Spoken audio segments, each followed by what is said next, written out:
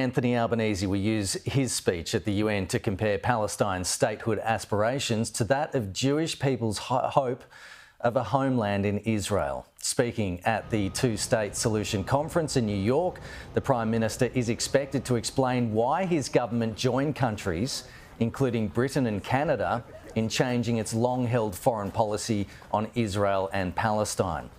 His speech will strongly condemn the actions of Israel in Palestine during the war, including the denial of aid, the high civilian death toll and the deaths of aid workers and journalists. Opposition leader Susan Lee released a statement on the decision to recognise a Palestinian state, saying she expressed her disappointment at the break with bipartisanship and reiterated the coalition's long-held position that recognition must only come at the end of a genuine two-state process. She went on to say, now is the wrong time while Hamas holds hostages and while conflict still rages. I voiced concerns for Australia's Jewish community, the rise of anti-Semitism and the humanitarian toll of the conflict. I also expressed my hope for the safe return of hostages and a ceasefire as soon as possible. The White House is also criticising the decision by several Western nations. The president has been very clear. He disagrees with this decision. He spoke about that in the UK, standing right next to his friend, Prime Minister Starmer. And he feels this does not do anything to release the hostages, which is the primary goal right now in Gaza, does nothing to end this conflict and bring this war to a close. And frankly, he believes it's a reward to Hamas. Dominic Waghorn has more details from outside the United Nations in New York.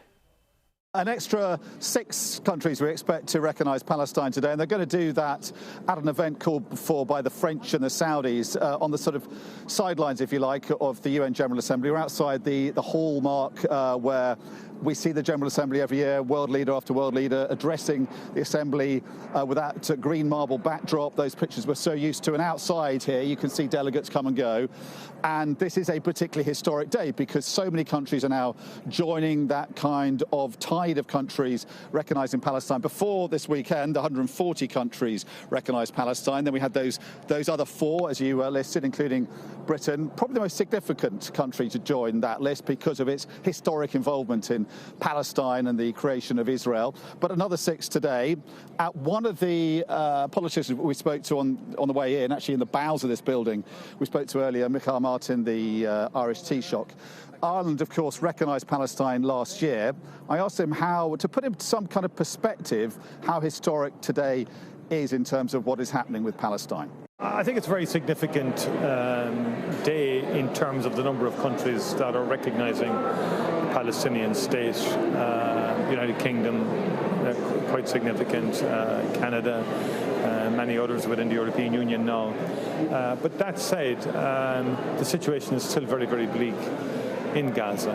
But this phase of the war, it's a war against a people. It has all the hallmarks of an ethnic cleansing. So in terms of what Britain's doing, and that is truly significant and historic mark, is that Britain's always said that the final status of Palestine should be one of those issues that is decided through negotiations, along with all the other kind of thorny issues at the heart of the Middle Eastern conflict. Well, now Sir Keir Starmer has now turned things around, and he's done so on the back of giving the Israelis a chance, they say, to deal with a number of issues. They wanted a ceasefire because of the war in Gaza, but also wanted to see meaningful progress towards a two-state solution. They wanted to see the Israeli government do what was required to at least show willing towards creating a Palestinian state. The two-state solution, of course, is Israel alongside Palestine. It's the only real sort of meaningful peace process or peace proposal that's really been proposed to resolve the Middle East conflict. But Benjamin Netanyahu has always been opposed to the idea of a Palestinian state. Now, the Israelis say that what the British have done and all their allies over the weekend, and they'll be joined by other countries today, is rewarding terrorism, actually rewards what Hamas did on October the 7th. Now, supporters of this, Britain and other countries, say it's actually rewarding diplomacy, and because they feel that things are going in the other direction in Gaza, but also in the West Bank, where extremist Jewish settlers are running amok, killing Palestinians, burning homes down, torching cars and businesses. often with the connivance of the Israeli military, and now with plans also to annex chunks of the West Bank. The British, Australians, Canadians, Portuguese and other countries felt that they had no alternative. The jeopardy here, though, of course, is that the Israelis have said if this does happen, which has now happened, they will annex chunks of the West Bank, which will make it even harder to create a Palestinian state. So we'll have to see if they follow through on that threat.